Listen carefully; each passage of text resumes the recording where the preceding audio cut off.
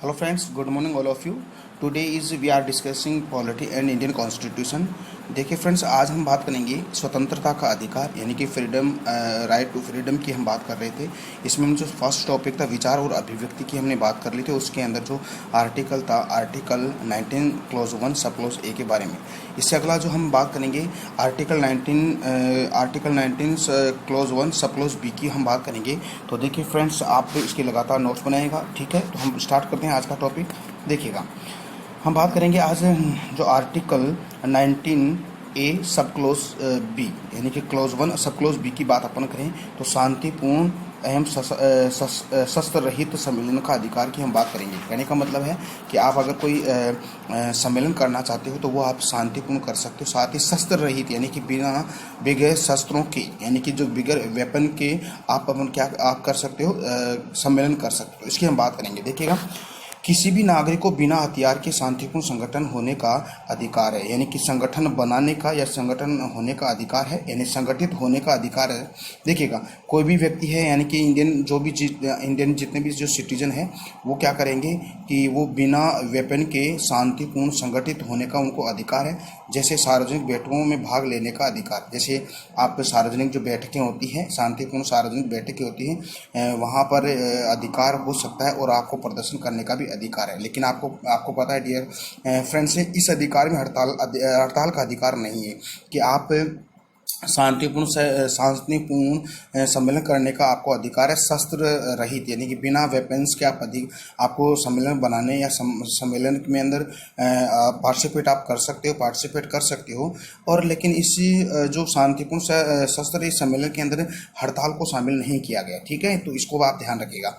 और दूसरी बात अगर देखें तो अगर आप शांतिपूर्ण और शस्त्र रहित सम्मेलन का अधिकार आपको है, सम्मेलन आप कर रहे हो, तो हमारी गवर्नमेंट के द्वारा उस पर कुछ सीमाएं यानी उस पर कुछ पाबंदियां भी लगाई गई है। तो देखिए वो कौन कौन सी पाबंदियां हैं। सबसे पहले अगर बात करें तो भारत की संप्रभुता एवं अखंडता, यानी कि अगर आप भारत की जो संप्रभुता है और उसकी जो अखंडता है, अखंडता का मतलब हमारी भारत की जो आन बान शान है, ठीक है, साथ ही उसके तोड़ने की अगर आप बात करते हो तो वहाँ पर आपको प्रतिबंधित किया जा सकता है, ठीक है। इसके साथ ही लॉ एंड ऑर्डर की अगर बात करें तो लॉ की व्यवस्था पर भी आप किसी प्रकार का कोई प्रकार का जो आप इस पर फाउंडेशन नहीं लगा सकते। साथ ही आप इसकी हमारी लोक व्यवस्था पर कोई आंच नहीं आने देने के लिए सरकार ने आपके ऊपर कुछ सीमाएं लगा रखी है, ठीक है। तो इसमें देखिएगा, आगे बात अगर करें तो आपको पता है जो आईपीसी यानी भारतीय दंड संहिता यानी इंडियन पिनल जो कोर्ट है, इस इंडियन पिनल कोड की जो धारा 141 के तहत यानी कि धारा 141 के तहत 5 यानी कि 5 या 5 से अधिक लोगों का संगठन है गैर कानूनी हो सकता है, ठीक है। अगर आप कहने का मतलब 5 या 5 से अधिक लोगों का अगर आप संगठन है तो गैर कानूनी हो सकता है, लेकिन कब हो सकता है, कैसे हो सकता है, ठीक है। तो आईपीसी धारा 141 के तहत कब हो सकता है 5 या 5 से अधिक लोगों का संगठन गैर कानूनी कब हो सकता है, जब हो सकता है, कब देखिएगा, जैसे आप किसी कानूनी प्रक्रिया में गतिरोध उत्पन्न कर रहे हो, या आप देखिएगा अपनी जो कानूनी जो प्रोसेस होता है हमारी सरकार का, उसमें अगर आप उस पर कोई बाधा डाल रहे हो तो तब आपको ये जो कहने का मतलब है कि शांतिपूर्ण जो आप सम्मेलन कर रहे हो उस पर पाबंदी लगा सकते हैं, ठीक है, उस पर सीमा लगा सकते हैं, सीमा हो सकती है, ठीक है। इसके साथ ही देखें तो सरकार या उसके कर्मचारियों को उसकी विधायी शक्ति के प्रयोग हेतु धमकाना हो। अगर आप जो हमारी सरकार है, सरकार के जितने भी जो वर्कर है, कर्मचारी है, और उन कर्मचारियों का जो उनकी जो विधायी शक्ति है, उन विधायी शक्तियों को जबरदस्ती आप काम करवाने के लिए आप उस कर्मचारी को अगर आप धमकाते हो तो ये भी आपके ऊपर सीमा लग सकती है, ठीक है। तो इस जो आईपीसी की धारा 141 के तहत आपको कानूनी अधिकार में लिया जा सकता है, ठीक है। तीसरी बात करें कुछ लोगों की संपत्ति पर बलपूर्वक कब्जा कर लेना। देखिए आजकल आपको पता है कि कोई व्यक्ति है जो निर्बल व्यक्ति है, कमजोर व्यक्ति है, गरीब व्यक्ति, उसकी संपत्ति पर बलपूर्वक अधिकार कर लिया जाता है। तो इसके लिए भी हमारी सरकार ने आईपीसी यानी कि इंडियन पिनल कोड की धारा 141 के तहत उस पर पाबंदी लगा रखी है, ठीक है।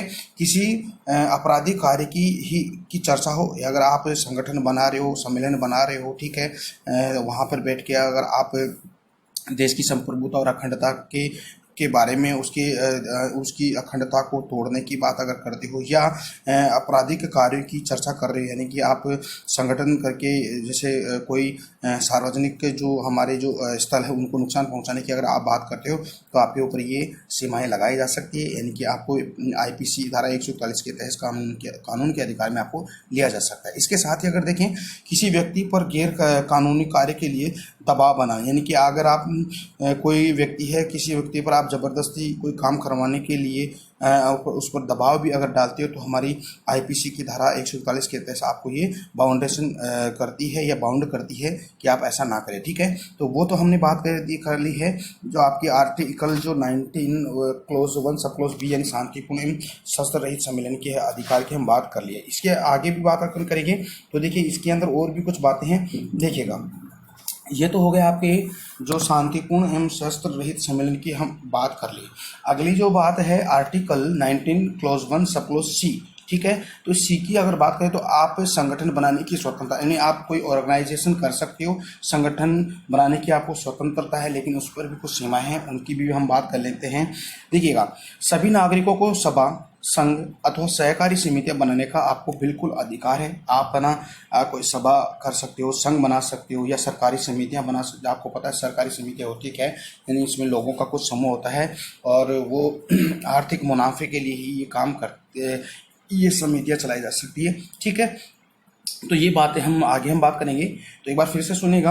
यानी कि आपको जो आर्टिकल 19 क्लोज 1 सब क्लोज सी की बात अगर करें तो संगठन बनाने की आपकी स्वतंत्रता है, यानी सभी नागरिकों सभा संघ अथवा सहकारी समितियां बनाने का आपको पूरा का पूरा अधिकार है। ठीक है, आगे अगर बात करें सॉरी, इसमें देखिए क्या क्या बातें आती है। देखिए, आपने राजनीतिक दल बनाने का अधिकार आपको, यानी कि आप कोई भी राजनीतिक दल आप बना सकते हो। ठीक है, अपना खुद का एक दल हो सकता है, राजनीतिक कंपनी आप खोल सकते हो, स्थापित कर सकते हो, समितियां बना सकते हो, संगठन बना सकते हो, क्लब बना सकते हो, व्यापार संगठन एक जो ऑर्गेनाइजेशन यानी कि जो ट्रेड ऑर्गेनाइजेशन वो बना सकते हो। देखिए यहाँ पे क्लब की अगर बात करें तो क्लब यानी कि लोगों का समूह होना चाहिए। ऐसे आप ये ना समझिएगा जहाँ पर ड्रिंकिंग वगैरह की जाती है वहाँ पर ये जो ड्रिंकिंग करने वाला क्लब, वो क्लब नहीं है डियर फ्रेंड्स, ये जो लोगों का समूह होता है। तो यहाँ पर आप ऐसे कर सकते हो, लेकिन आपको पता है इनके ऊपर भी हमारी जो आईपीसी की धारा के द्वारा आपको बाउंड किया जा सकता है। कब किया जा सकता है? जब आप भारत की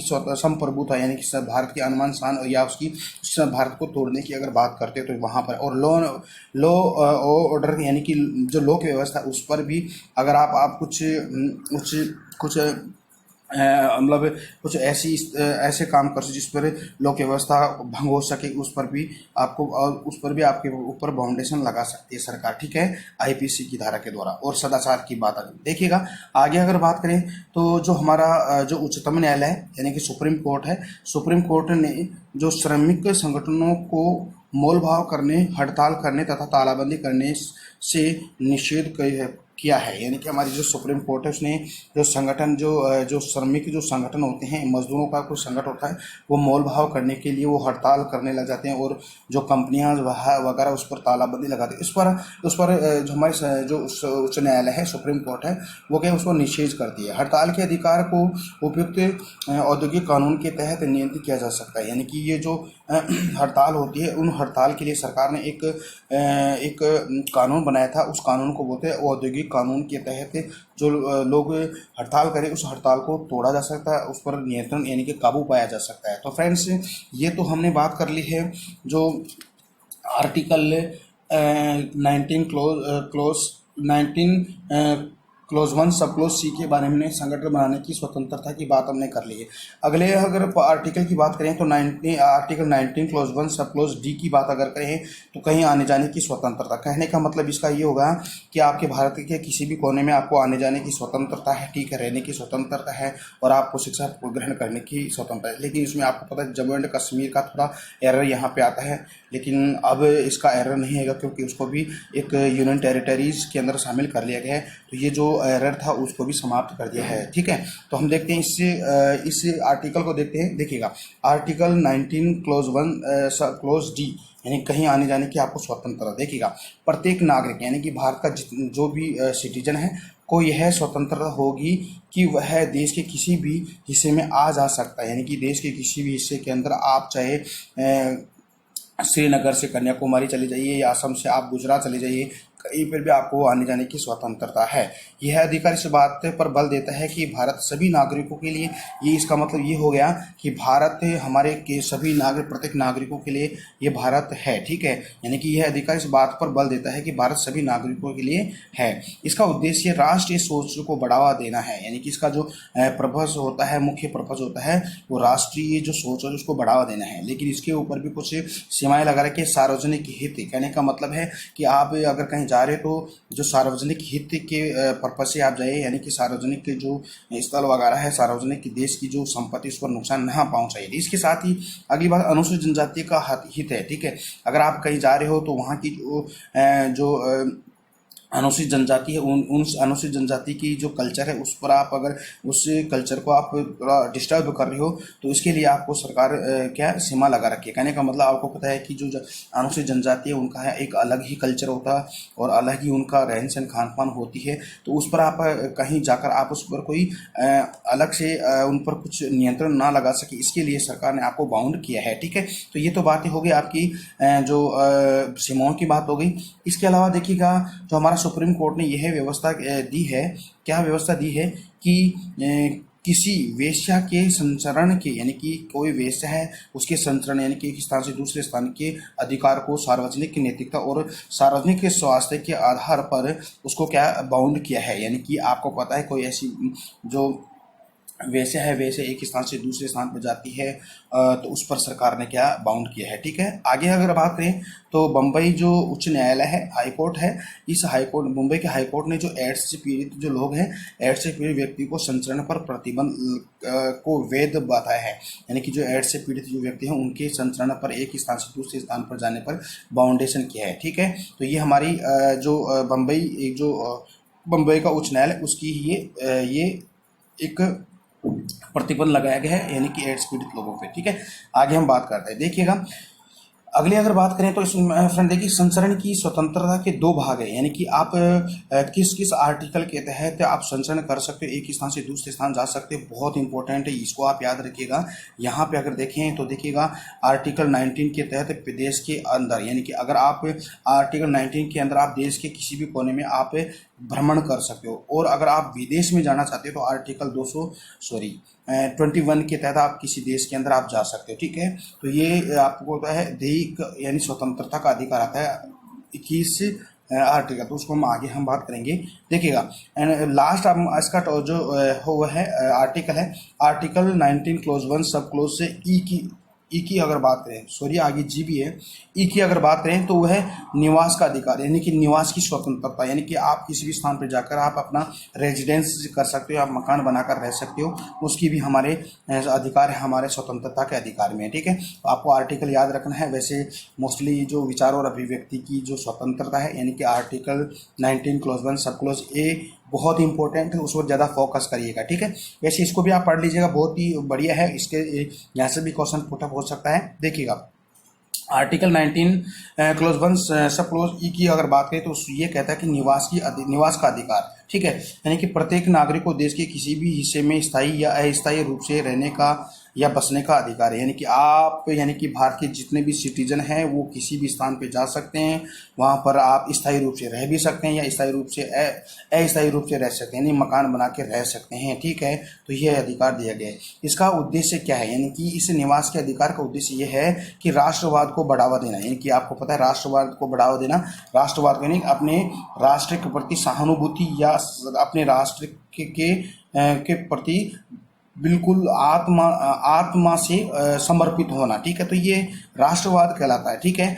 तो इसका मतलब ये हुआ कि ये उद्देश्य इसका है राष्ट्रवाद को बढ़ावा देना, साथ ही संकीर्ण मानसिकता के महत्व नहीं प्रदान करना, ठीक है। तो ये तो बात है। अब देखिए इसके ऊपर भी आपको कुछ सीमा है, सार्वजनिक हित होने चाहिए, यानी कि दूसरा है सार्वजनिक हित और दूसरा है अनुसूचित जनजाति का हित, ठीक है। कहने का मतलब है जो अनुसूचित जनजाति के जो संस्कृति पर आप कुछ उनकी संस्कृति पर कोई आंच ना, इसलिए ये आपके ऊपर क्या है सीमाएं लगा रखी है।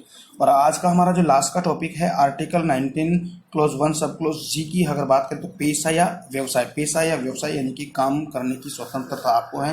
देखिए, प्रत्येक नागरिक को व्यवसाय करने यानी कि काम करने की स्वतंत्रता है। पेशा, अपना पेशा मतलब कोई आईएएस बनना चाहता है, कोई आरएएस बनना चाहता है, कोई डॉक्टर बनना चाहता है, कोई इंजीनियर बनना चाहता है, उसको भी आपको स्वतंत्रता है। ठीक है।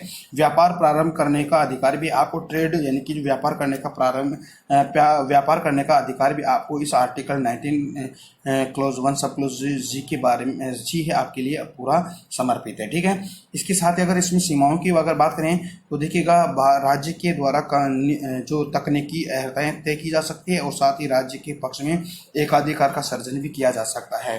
तो ये तो आपका हो गया स्वतंत्रता का अधिकार यानी कि राइट ऑफ फ्रीडम की हमने बात कर ली है। और ये आर्टिकल 19 से लेकर आपको है जो 19 हो गया और एक 20 हम कल देखते हैं। तो 19 आज हमने कवर किया है, यानी कि इसके अंदर हमने जो 6 प्रकार की स्वतंत्रता है विद आर्टिकल से, और उसके अंदर जो मुख्य उद्देश्य हैं इन सभी के बारे में और जो सीमाएं हैं उन सभी के बारे में बहुत ही डिटेल से हमने पढ़ा है।